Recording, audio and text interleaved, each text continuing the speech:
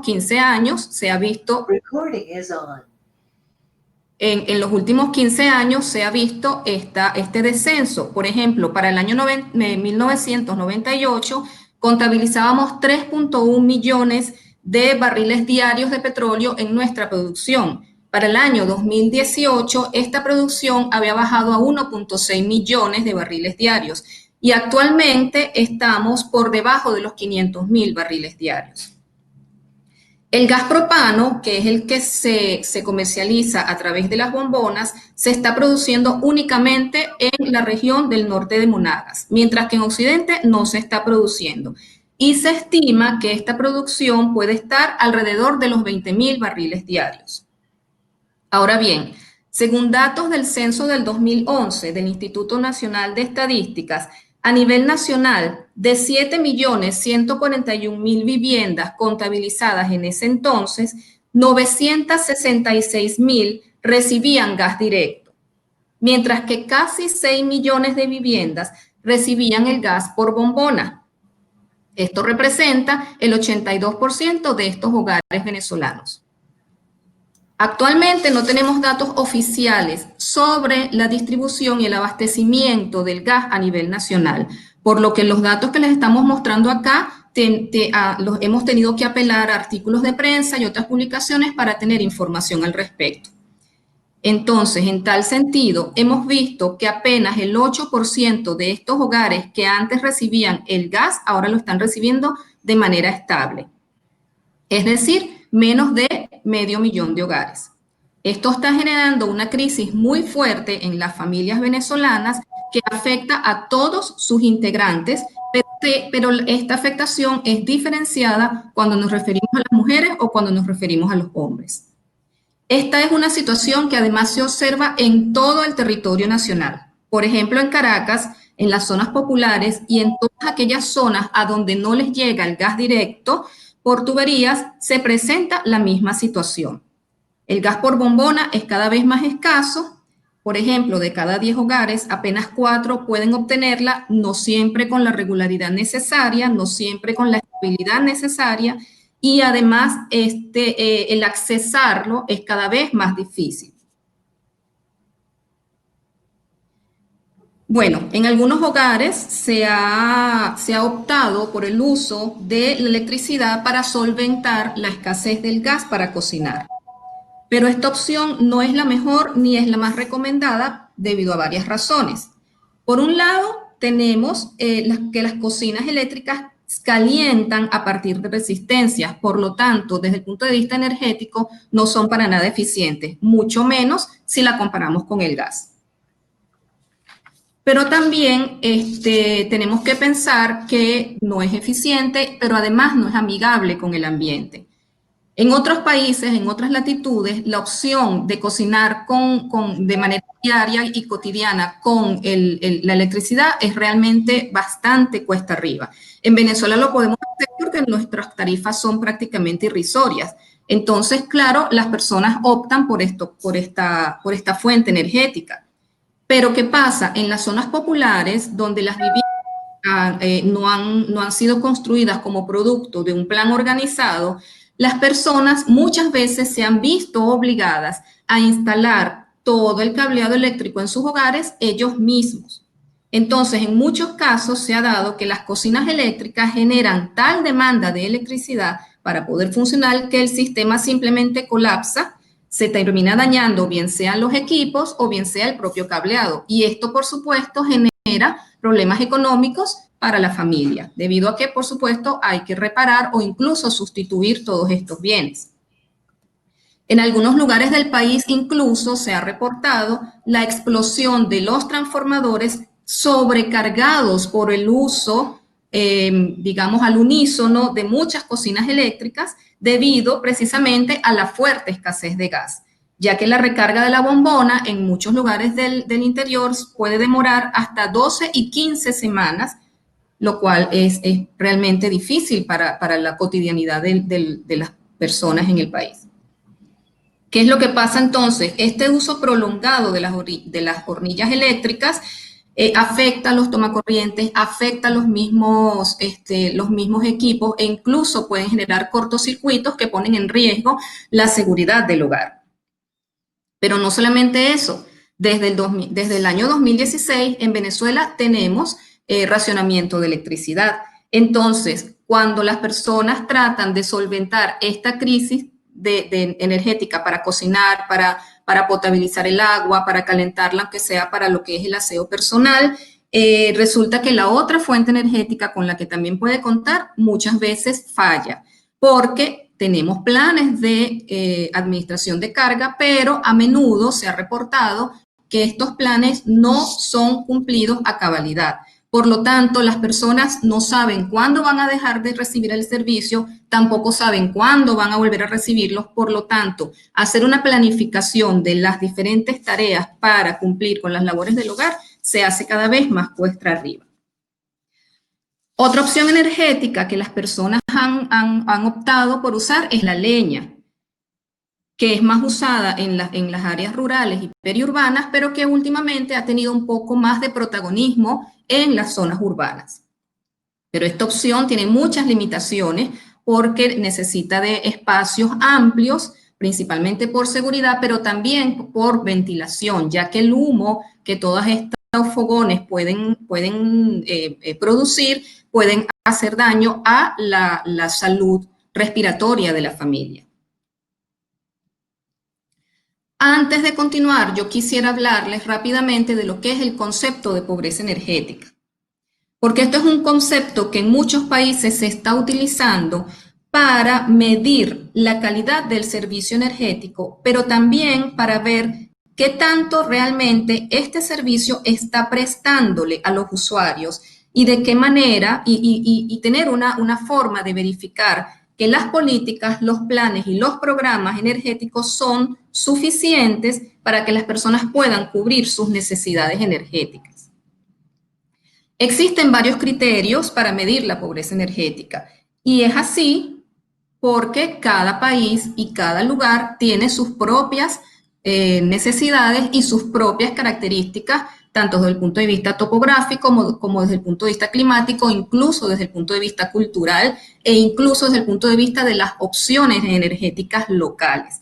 Entonces, no podemos aplicar los mismos conceptos para todos los países. Por ejemplo, en un país con 4 estaciones, el confort térmico dentro del hogar y el tener una fuente energética que me permita tener este confort térmico va a ser una medida fundamental para medir la pobreza energética en estos países, porque incluso puede afectar la salud de las personas. Pero en Venezuela, como tenemos temperaturas afortunadamente bastante estables a lo largo del año, el confort energético no es una medida que realmente nos permita verificar si un hogar está en situación de pobreza energética o si no lo está.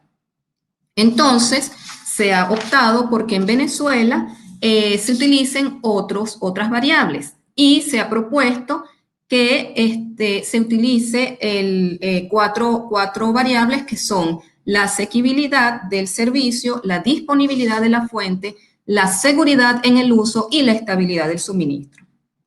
Cuando hablamos de la asequibilidad, nos referimos a que las personas puedan pagar por la electricidad o por la fuente energética, pero también pagar por el equipo que va a utilizar esta fuente energética. Cuando hablamos de la disponibilidad de la fuente, nos referimos a que haya acceso a la misma.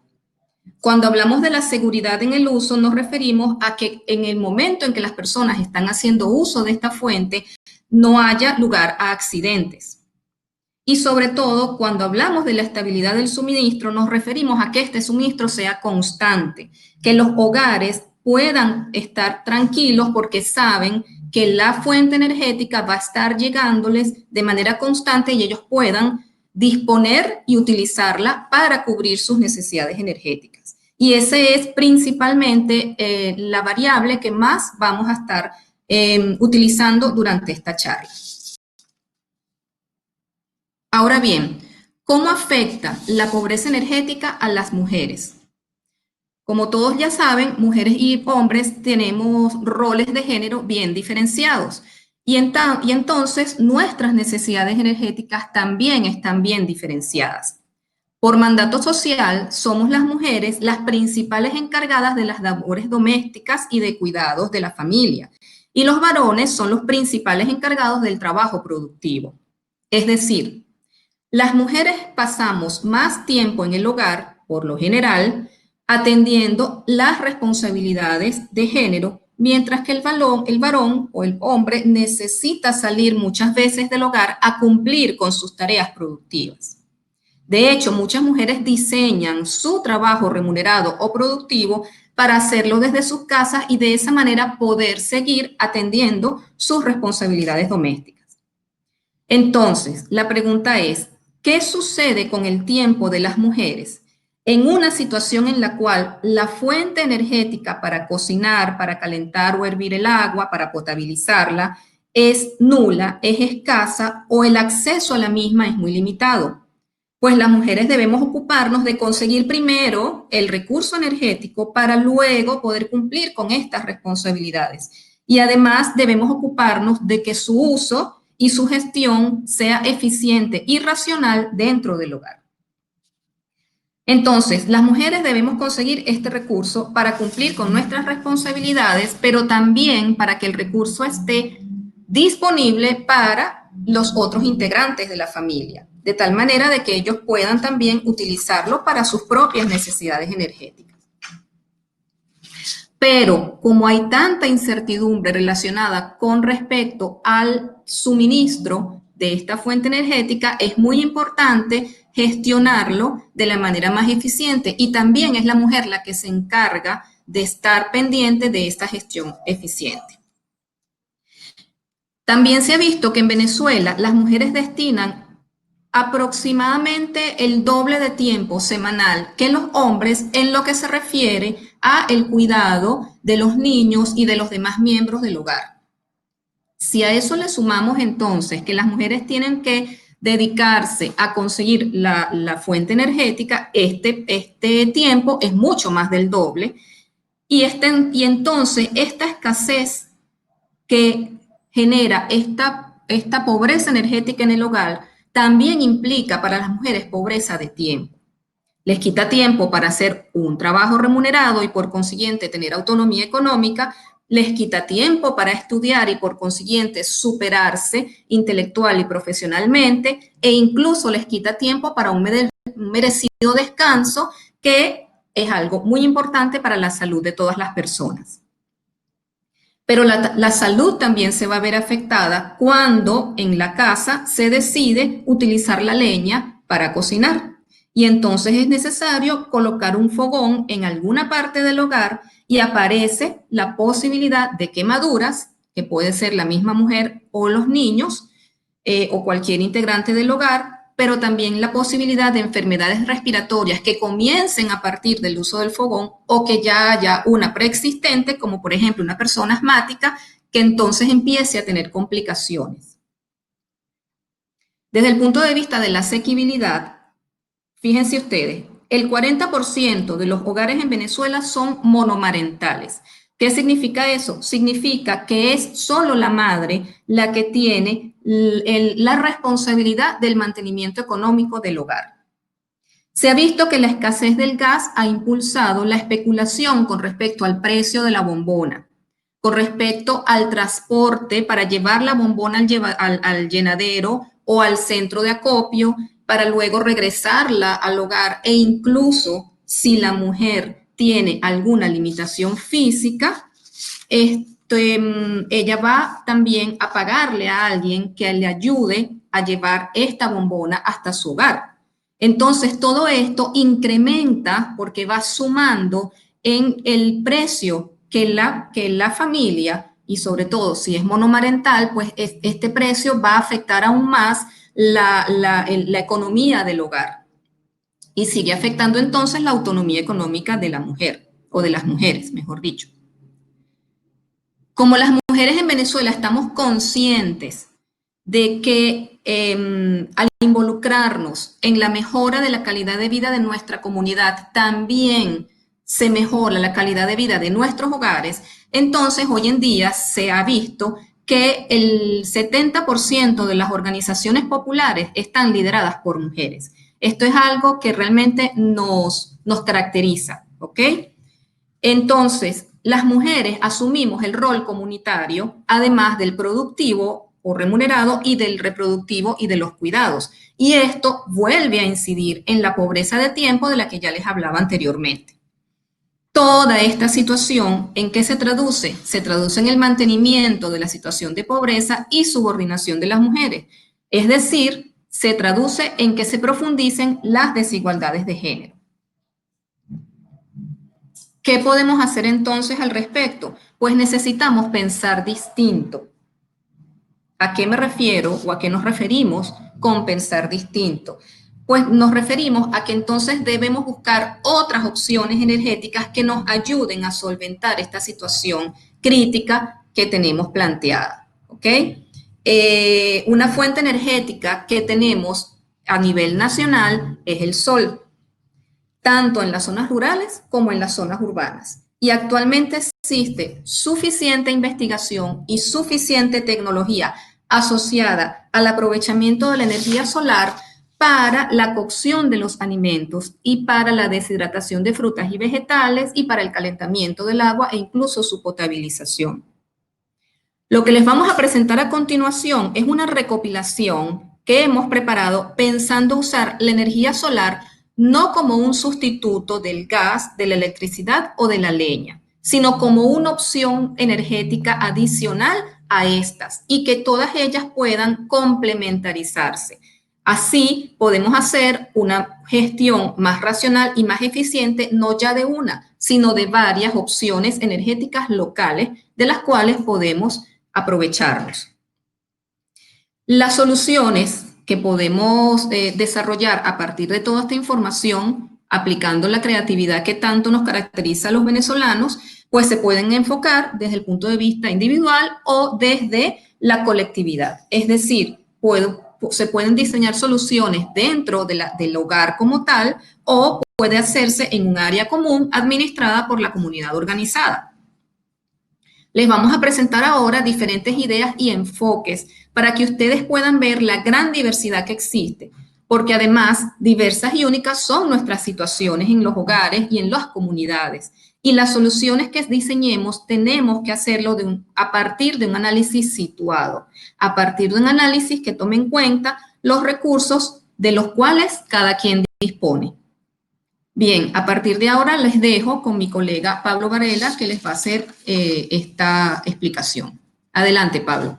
Bueno, un momentico nada más para saludar a Janis Joplin, que nos saluda desde Miranda, a Yara desde Caracas, Venezuela, a María Eugenia Zambrano Cárdenas, promotora ambiental por el Comité Internacional para el Desarrollo de los Pueblos. Va a seguir compartiendo la pantalla Leticia, y Pablo va a habilitar su audio para ir explicando esta parte que es, digamos, la parte de las soluciones. Y les reitero que tienen a su izquierda abajo el chat para ir haciendo las preguntas, que después daremos un periodo de preguntas y respuestas. Muchas gracias. Pablo, te cedo la palabra. Bueno, buenas tardes a todos y a todas. Y vamos a comenzar directamente, porque aparte de que estemos claros que este evento es un encuentro entre todos y todas, pero no es un tutorial con video incluido, como es evidente, y tampoco es un taller para practicar la construcción de cocinas solares. Eso ya requeriría otra organización y sin duda alguna la vamos a hacer. Entonces, con esta primera lámina que tenemos, la número 10, ya se nota a la izquierda cómo las sencillas cajas de cartón, en este caso una dentro de otra, yo no estoy seguro si se ve el cursor, pero en cualquiera de los casos, en la primera a la izquierda de todo, se nota que hay una caja dentro de otra observando un poco, y que el papel aluminio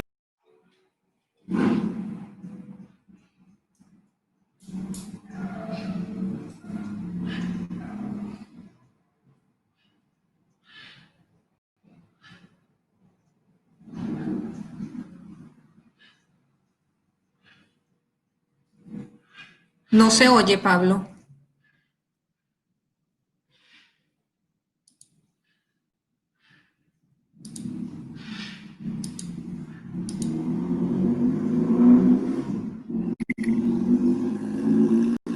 Un momentito, Pablo.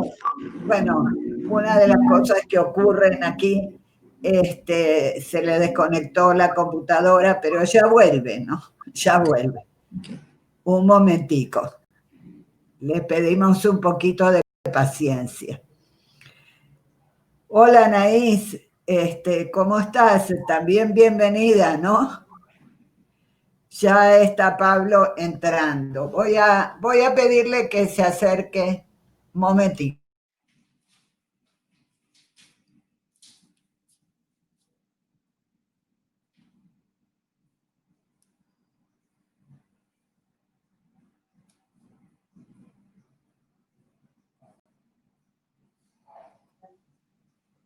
Bueno, que no veo la imagen de la...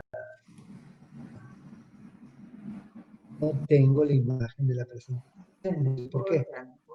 Bueno, ¿sí? Bien.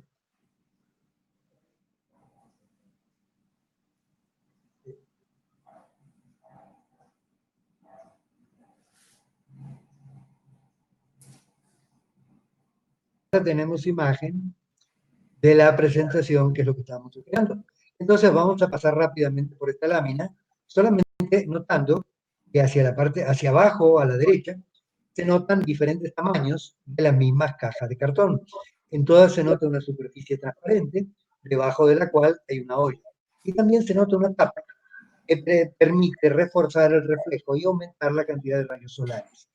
A la derecha arriba se nota como al agregar varios espejos lateralmente, no tener uno solo, no solo tener uno, entonces aumenta la cantidad de reflexión y por lo tanto de rayos solares y por lo tanto la eficiencia.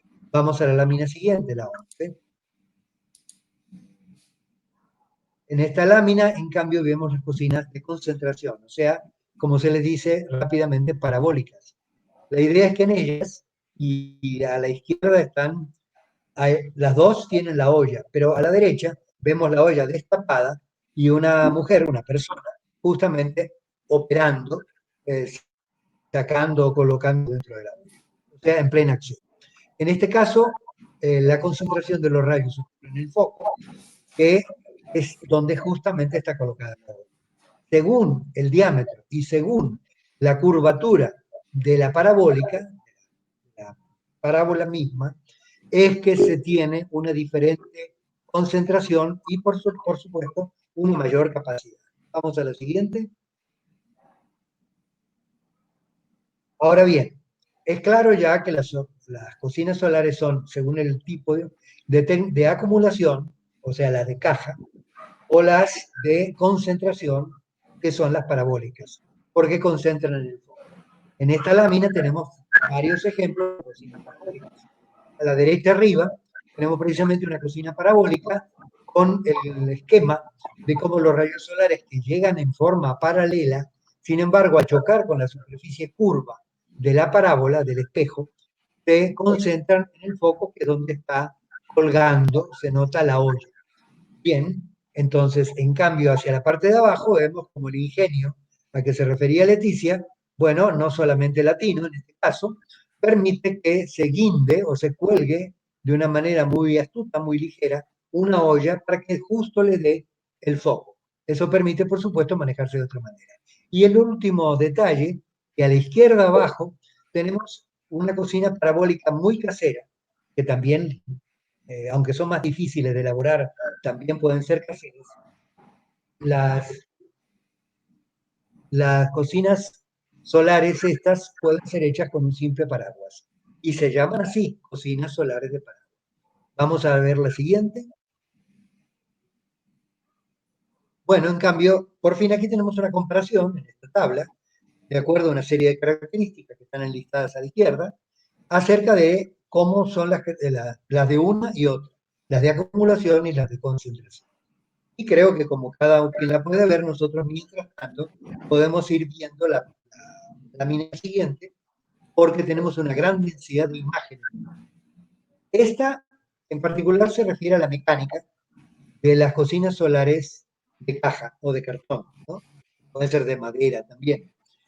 Por un lado, el efecto invernadero, tal como lo indica el letrero a la izquierda, en amarillo, rodeado en amarillo, porque efectivamente tenemos dentro de la caja, donde está la olla, un efecto invernadero que se crea porque los rayos del sol, ya sea los que van directos o las que rebotan en el espejo lateral de la tapa, esos rayos solares llegan a la parte inferior y allí, como se transforman de rayos con toda la radiación solar, con toda la longitud de onda de cada uno de los tipos de longitudes de onda, se transforman en cambio en rayos de longitud de onda larga, que son los rayos calóricos y que por lo tanto no pueden escapar a través de la lámina de vidrio, rebotan varias veces y por lo tanto se concentra el sol acumulándose. Entonces, de esta manera también podemos notar cómo el aislante térmico, cuyo dibujo aquí no lo señala mucho, aumenta precisamente el aislamiento y permite, por lo tanto, que no escape calor. El otro detalle es que la superficie negra, opaca, en la parte inferior, que también absorbe los rayos solares y aumenta la eficiencia con la cual se concentra el calor en esta cocina de concentración. Vamos a la siguiente, número 15. Aquí ya comenzamos a ver que hay también cocinas solares comerciales, fabricadas comercialmente o en serie. Casi todas son aquí de diferentes tipos. Los nombres varían, pero aquí hay un número que permite identificarla en cada caso. La superior, la que está en el centro, hacia la parte de arriba, que tiene su marca, ¿no? Que no voy a mencionar, pero se nota que es una cocina solar que, muy sintética, que permite cocinar pequeñas cantidades en el centro, como si fueran ensartadas la comida, ¿no? En un tubo, pero lo hace con gran eficiencia y gran rapidez. Tiene un precio, se vende regularmente por internet. Por otro lado, en cambio, hacia la izquierda, al costado y hacia abajo, tenemos diferentes modelos de parabólica. Y allí se puede notar que por un lado está la número 4, que es típicamente casera, es una superficie de cartón forrada en papel aluminio, mientras que la que hay abajo totalmente a la izquierda, esa puede tener una olla o más de una olla, que en algunos casos se refleja en los varios espejos, y con eso aumentar también la rapidez de cocción. Y el señor en la parte inferior, casi en el centro, está sosteniendo una cocina solar parabólica plegable, que, como se nota en las dos pequeñas imágenes al costado, a la derecha, el número 6, se puede armar rápidamente y poner a funcionar y utilizarla en poco tiempo. Mientras que a la derecha, las dos imágenes de la derecha, son producidas, inventadas mediante investigaciones del MIT, o sea, del Instituto Tecnológico de Massachusetts, y por supuesto, es de alta tecnología, ya no es una simple cocina solar, no es prácticamente un grill, o sea que permite asar los productos adentro porque efectivamente tiene una gran cantidad de calor que se concentra. Vamos a ver la siguiente, porque aquí ya pasamos por un momento, brevemente nos alejamos de las cocinas solares para ver que no solamente se puede cocinar, sino que también se puede desecar o deshidratar diferentes tipos de productos.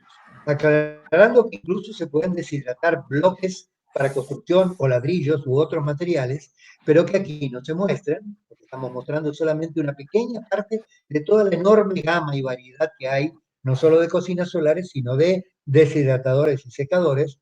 Y se nota que están a la izquierda, arriba, los de bandeja. Todos los tres de arriba son de bandeja, los cuatro de arriba. Y estas bandejas permiten aumentar la cantidad de alimentos que se pueden secar allí. Se pueden secar vegetales, frutas, hierbas de todo tipo, aromáticas o medicinales, y con una gran eficiencia. Por fin, a la izquierda abajo, tenemos un esquema, un tipo croquis, que muestra la penetración de los rayos solares y cómo también concentran su potencial y pueden, por lo tanto, aumentar la eficiencia con la cual trabajan. Bueno, yo creo que con esta ya hemos recorrido, por lo menos demostrado, cómo los deshidratadores pueden ser inclusive usados para la producción, como ya mencionamos y vamos a resaltar al final. Vamos a la siguiente. ¿Dónde podemos ver los calentadores solares de agua? Nuevamente, no son cocinas solares, pero precisamente el calentamiento de agua se hace ya en decenas de miles de techos en diferentes ciudades de América Latina. En Bogotá, a esta altura debe haber aproximadamente unos 30.000. En México, quizás 50.000. En Estados Unidos, un programa que se había hecho, se había fijado como objetivo para todo Estados Unidos 1 millón de techos a escala de su población.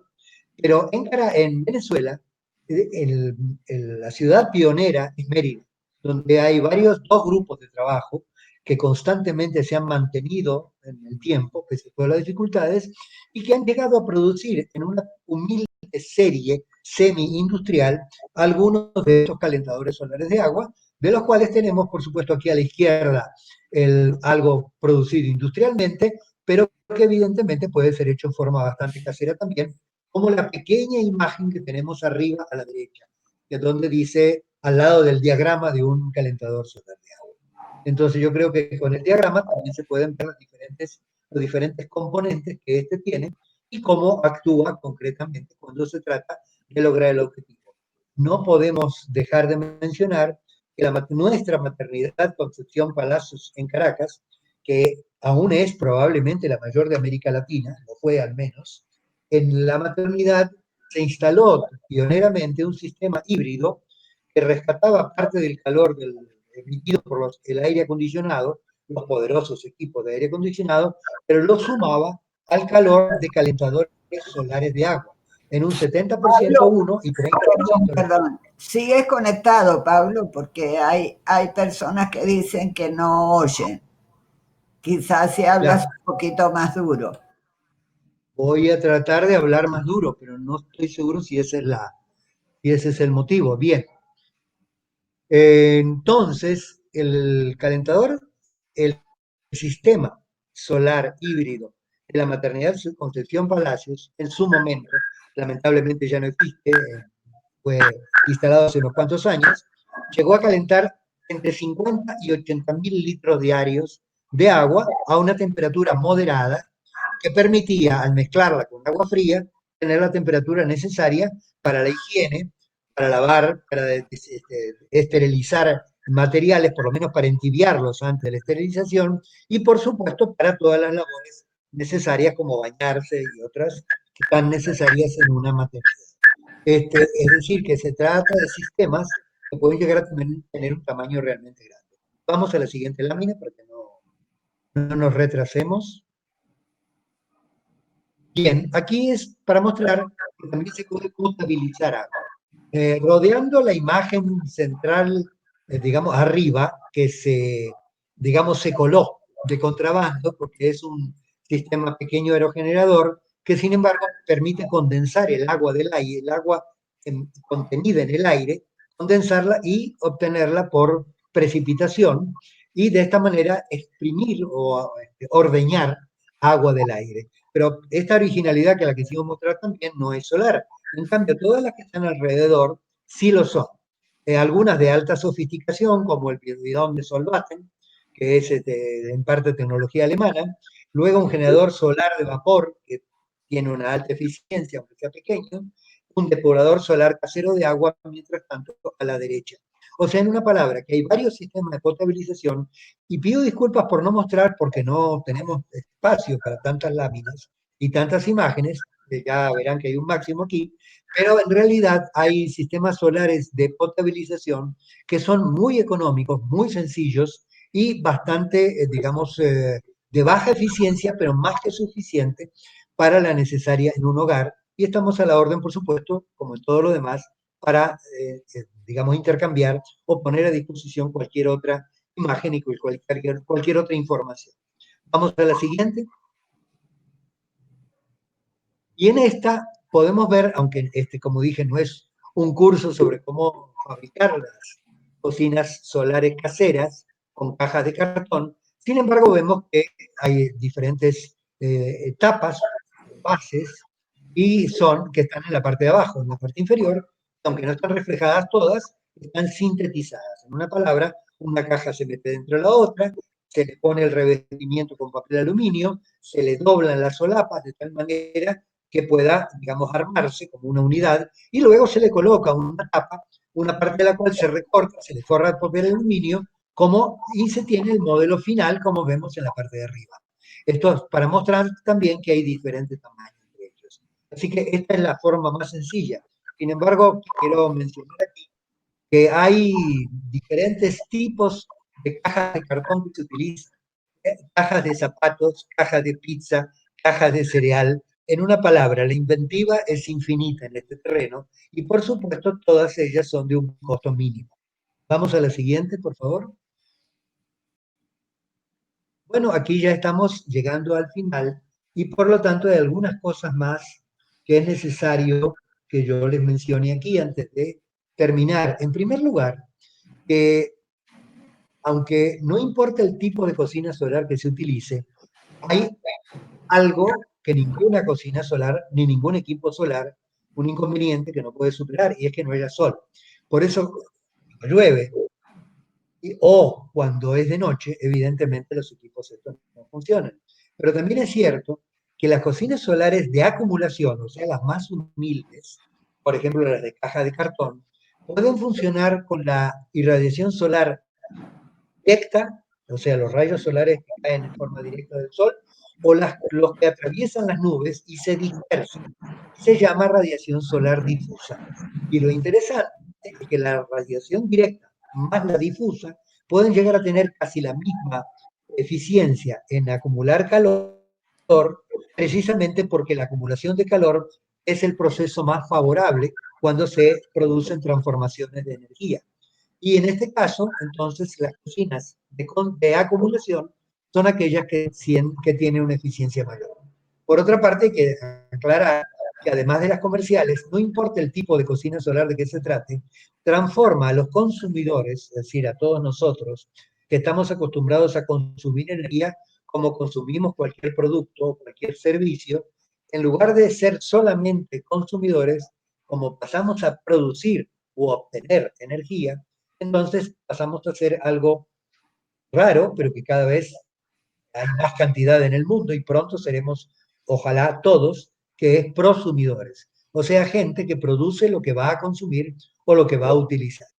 Por otro lado, las cocinas solares producidas en serie, la pueden producir microempresas, utilizan materiales de calidad, que tienen alto rendimiento, y en América Latina y otras regiones del mundo son adquiridas, son compradas ya sea por programas de gobiernos o ya sea por programas de organizaciones internacionales, de cooperación y otras, o esfuerzos conjuntos, programas conjuntos de gobiernos con los otros, y son entregadas para entregarlas a gente, digamos, de pocos recursos, de bajos recursos, que de esta manera obtienen la posibilidad de liberarse de la esclavitud, de depender de un solo tipo de combustible que muchas veces no se puede comprar, o no se puede conseguir, o se nos agota justamente cuando más lo necesitamos, o simplemente tenemos que estar siempre temblando de que no vamos a poder tenerlo a tiempo. Entonces, la cocina solar, con las limitaciones que la caracterizan, sin embargo, es esa cocina para utilizar la mayor parte del tiempo. Y las experiencias, hay un informe, una encuesta nicaragüense muy interesante, muestran justamente la opinión de las usuarias, todas mujeres, nada casual, que precisamente la utilizan prácticamente para todo. O sea, que la cocina básica, después de unos pocos años de experiencia, de costumbre, es la cocina solar. Y las otras utilizan el gas en ciertos casos y hornilla eléctrica en algunos otros casos. Y en el campo, en las condiciones rurales, que tienen muchas de ellas, en Nicaragua, digamos, predomina la población rural, en el campo, en las condiciones rurales, muchas cocinan aún con leña, pero han reducido esa utilización de leña solamente como un complemento para una mínima cantidad. Bueno, en la cocina solar se puede preparar, como decíamos, casi de todo, con muy pocas excepciones. Por ejemplo, no se puede en algunas, en otras se puede, pero es difícil freír un huevo, por ejemplo. Pero en cambio casi todo lo demás se puede preparar. Y se elaboran entonces recetarios. Los recetarios, entonces, cada quien puede hacer el suyo, o cada grupo de personas. Y es muy común que grupos de mujeres organizadas, colectividades organizadas en general, pero frecuentemente con niños de mujeres, crean sus propios recetarios y se les intercambian. E inclusive, ¿por qué no? En muchos casos hacen, como quien dice, concursos acerca de esos recetarios. Y en la red cualquiera puede encontrarlos. Es muy curioso, muy sueño, ver cómo en España, por ejemplo, o en cualquier país que no tenga el privilegiado sol que tenemos en Venezuela, como nos mostraba Leticia con el mapa de radiación solar, tan elocuente, en países de Europa, en países del norte de América, Canadá o de la parte, digamos, asiática, tienen que estar constantemente variando la orientación de la cocina solar o de cualquier otro aparato solar y muchas veces lo hacen a través de sistemas automatizados que van siguiendo el sol para poder aprovechar adecuadamente la energía que el sol nos da. Nosotros aquí tenemos la suerte que no solamente no necesitamos una orientación especial, hay una leve orientación al sur del orden de 15 grados, pero esa orientación misma la mayor parte de las veces ni siquiera es necesaria porque funcionan igual, sobre todo las cocinas solares, sin tomarse esa molestia. Entonces, con esas precauciones, en muchos casos, hablaba de los recetarios, es curioso ver cómo entonces las recomendaciones, por supuesto, en este caso los españoles o alemanes, lo que sea, que por favor no descuiden tratar de mantener la cocina con todas las condiciones para que tenga el mayor aprovechamiento posible. Nosotros tenemos la posibilidad de hacer las cosas más rápido y esa mayor potencia del sol permite también superar un aspecto que con las cocinas solares caseras es muy importante. Que al ser casera, al ser los materiales más humildes, más sencillos, es más difícil construirla con un diseño y una fabricación optimizada. Por lo tanto, la eficiencia baja. Pero precisamente eso lo podemos compensar en el trópico, donde estamos, con la característica de la radiación solar potente que tenemos. O sea, en una palabra, podemos tener cocinas solares caseras pero que tengan una eficiencia que no va a ser nunca la de una cocina solar de fabricación industrial, pero seguramente puede ser bastante mayor y más que suficiente para todas nuestras necesidades.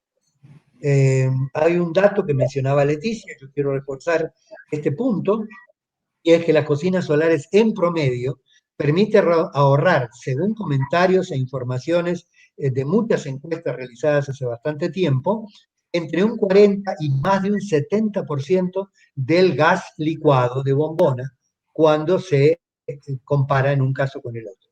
Y por otra parte, también permiten ahorrar el uso de las hornallas eléctricas en una cantidad aproximadamente equivalente. Bueno, creo que con esto hemos dado una imagen aproximadamente por fuerza incompleta, porque ese es un tema amplísimo, que lo que importa es saber estar preparado para tener una mirada amplia que tenga en consideración, que tenga en cuenta que las posibilidades que tenemos por delante son realmente muy grandes. El problema consiste en saber elegir entre ellas de la manera más sensata, más racional y, por supuesto, más sustentable y más igualitaria, más equilibrada posible para tomar y utilizar aquellos de los equipos que permiten lograr mejor nuestros objetivos, lo de que nuestras familias, nuestros grupos, nuestras comunidades puedan entonces utilizar esta importante herramienta para poder lograr sus objetivos. Entonces tenemos, por supuesto, en función de eso, este resumen final que nos recuerda no solo que es por lo tanto, una valiosa opción energética, entre muchas otras, no solo que complementa, como dijimos, de sobra el gas y ahorra gas y electricidad, que protege la salud, ojos y pulmones en particular, pero también el ambiente, porque elimina el humo, el CO y el CO2, tan famoso y tan rentado, y muchas veces tan poco organizado el combate al respecto. En este caso estamos hablando realmente de una reducción importante. Y lo más importante desde el punto de vista social, para toda la sociedad, es que alivia las tareas de la mujer, deja el tiempo libre y por lo tanto elimina esa esclavitud de tener que estar dispuesta, tener que estar al servicio y tener que estar, digamos, dedicada a las tareas del cuidado general que hay para toda la sociedad y en particular para su familia o sus personas cercanas, con este tiempo ganado mediante las cocinas solares. La utilidad para la producción, como dije, eso requiere evidentemente otra exposición. Lo importante es tener en cuenta, por lo tanto, que hay un binomio que arranca con mujeres, cocinas solares y quién sabe muchas cosas más. Así que yo creo que con esto hemos terminado, no sé si habrá alguna. Bueno, muchas gracias tanto a Leticia como a Pablo, que nos han hecho un paseo. Hay muchas preguntas y hay muchas reacciones. Entonces les voy a pedir a ambos dos que abran sus cámaras, que saquen la presentación y abran sus cámaras a Leticia y a Pablo. Y entonces para ir recopilando, voy a ir leyendo las preguntas. Primero que nada, quiero saludar al profesor Gilberto Buenaño y a la profesora Isabel Serpa, ambos directores respectivamente, del Centro de Estudios Ambientales y del Centro de Estudios de la Mujer de la UCB. ¿No es cierto? Ambos han estado presentes, están presentes aquí en esta sala. También saludamos a Marianela Carrillo y a Juan Rojas. Juan Rojas nos pregunta, nos dice que se contenta de ver que desde la UCB se están haciendo y se están dictando contenidos de energías renovables. Y bueno, voy a ir pasando a las preguntas. Anderson Pérez nos pregunta, vayan anotando para después pasarles la palabra. ¿Cuáles serían las medidas de seguridad para el uso de estas cocinas solares ecológicas? ¿Cuál es el impacto en la salud por el contacto necesario que se tiene con los rayos solares, teniendo en cuenta enfermedades como el cáncer de piel? Juan Rojas nos pregunta si hay empresas venezolanas o emprendimientos que produzcan cocinas u hornos solares y que si están activos estas empresas o emprendimientos. Luego Alba Rengifo nos pregunta si se pueden utilizar las cocinas solo en casa o también se podrían usar en edificios. Juan Rojas nos pregunta qué está haciendo la UCB en materia de energías renovables. María Zambrano nos pregunta cómo se podría realizar el taller de elaboración de cocinas solares a nivel comunitario con bajos costos y si podemos dar algún número de contacto. Yo le voy a contestar aquí particularmente que como tenemos el correo de todas, les haremos llegar las presentaciones y los contactos por correo. También Alba Rengifo nos hace esa misma pregunta, ¿dónde podrían conseguirse las cocinas y cómo elaborarlas? Y bueno, desde la ULA, Juan Rojas se pone a la orden para la UCB en estos temas, ya sea a través del Foro para el Estudio del Campo Climático y en la Escuela de Diseño Industrial. Muchísimas gracias, Juan. Es un aporte importante. Luego, Carolina Godoy, Carolina Godoy nos pregunta si hemos pensado en llevar estos conocimientos a talleres para facilitadores que puedan capacitarse y transmitir el conocimiento a las comunidades. Y bueno, Fabián Flores nos indica que estamos en capacidad de fabricar en el país calentadores de agua solar, secadores solares, cocinas solares y hornos solares, y que tenemos capacidad industrial y materia prima necesaria. Anaí nos pregunta si se puede cocinar todo tipo de alimentos, teniendo en cuenta la inversión de tiempo que deben hacer las mujeres para garantizar el gas y preparar los alimentos, si es posible hacer una cocina donde puedan prepararse varios alimentos al mismo tiempo. Y finalmente, la última pregunta, porque ya son muchas, si Isaac Méndez nos pregunta si existe un ejemplar simplificado para llevarlo a comunidades indígenas. Bueno, y finalmente, Ana Arismendi nos pregunta quiénes están fabricando en el país secadores solares. Bueno, les doy la palabra en el orden indicado, ¿no es cierto? Primero a Leticia y bueno, luego a Pablo, ¿no? Entonces, bueno, para que contesten las preguntas y comentarios y eso. Y con eso vamos a cerrar. Gracias, Alba. Gracias a todos y todos por las preguntas y los comentarios que han hecho. Bueno, una de las cosas que hablábamos Pablo y yo precisamente cuando estábamos preparando la charla era sobre si se puede hacer en los edificios.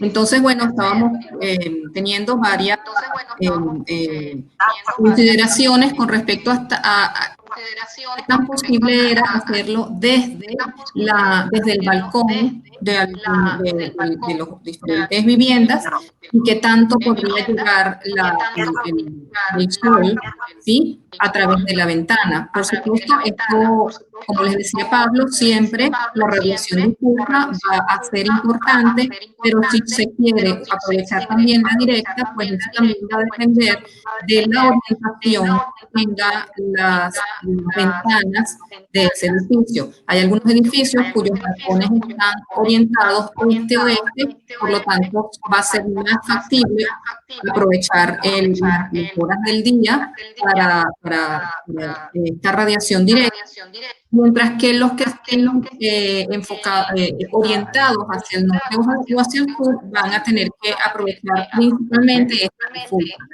Ahora bien, si en un edificio las personas se organizan y tienen suficiente espacio, tanto en la azotea como en los jardines, aquellos edificios que tengan jardines, pues perfectamente se puede hacer también una solución, como les decíamos en la primera parte de la charla, se pueden hacer soluciones que ya sean comunitarias, que ya sean de la comunidad organizada porque son en los espacios de propiedad horizontal.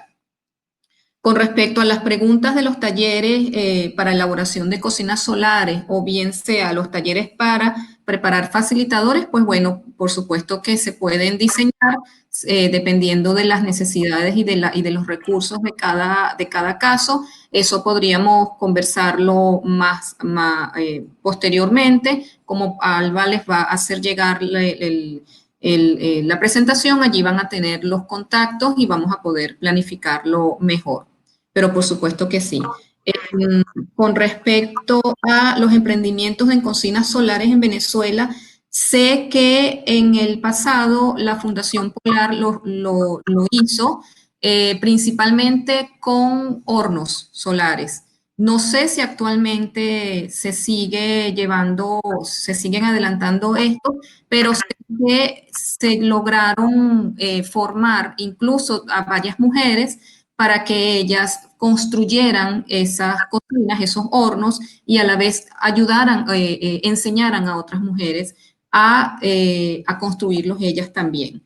Algunas de ellas incluso terminaron teniendo sus propios emprendimientos. Y con respecto a la inversión que hay que hacer, indiscutiblemente que sí, dependiendo de la tecnología que se escoja, puede ser que la cocina solar amerite mayor o menor tiempo. Eso, por supuesto, también va a estar relacionado con la radiación que haya tanto en el lugar como en el día concreto, que si es un día más soleado o más nublado.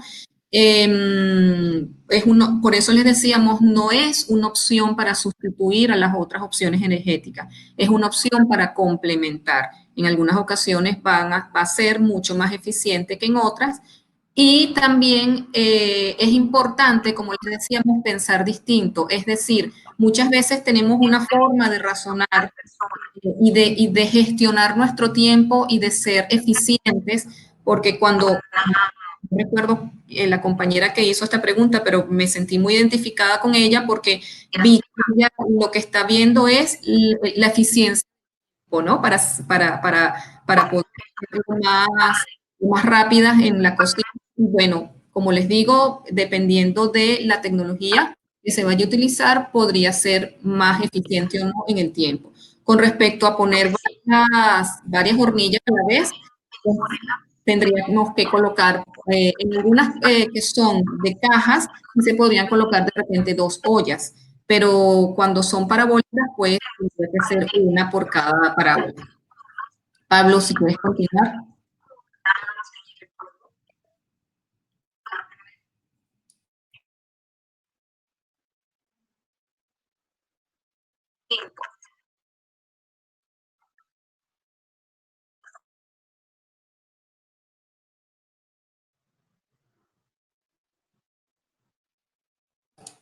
Pablo, no sé si me escucharon.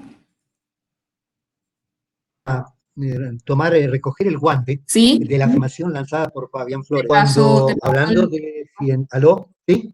¿Se oye o no? Sí, se oye. Bien. ¿Continúo? Sí. Bien. Entonces, cuando él Pero un mencionaba poquito la más duro, por favor, porque no se oye bien. bueno, pues no puedo realmente más duro. Creo que no es cuestión de volumen, hay un problema aquí técnico que habrá que tratar de resolver después. Así que voy a seguir hasta donde pueda en cuanto al volumen, ¿sí? Entonces, decía que Fabián mencionó muy oportunamente algo que como no importa nuestra profesión de origen, como planificadores, pero planificadores que buscan implementar, que buscan que las cosas ocurran en la práctica, aprendimos aprendimos ministerios, universidades u otras, de muchos institutos u otras, de algunas, el potencial y para producir diferentes tipos de equipos para aprovechar energías renovables, entre ellas energía solar. Desde los más sencillos, como las cocinas solares con cajas de cartón, como se mencionó, o algunas parabólicas, sencillas o no, o inclusive celdas y paneles solares, la base de los paneles solares fotovoltaicos, que como probablemente se sepa, producen electricidad con la energía del sol, la energía de la luz del sol. Pero además se pueden producir en Venezuela pequeñas turbinas para electricidad o para energía mecánica o para obtener frío. Se pueden producir, en una palabra, una gran cantidad de diversidad de equipos. Lo que es necesario tener, además de la potencialidad, es por supuesto la capacidad de organización y unir esa capacidad de organización con políticas, correctas políticas de Estado, oportunamente aplicadas, o sea, que no queden solamente en el papel o en los planes o en los programas o en la parte, digamos, de los documentos de proyectos, sino que se lleven adelante.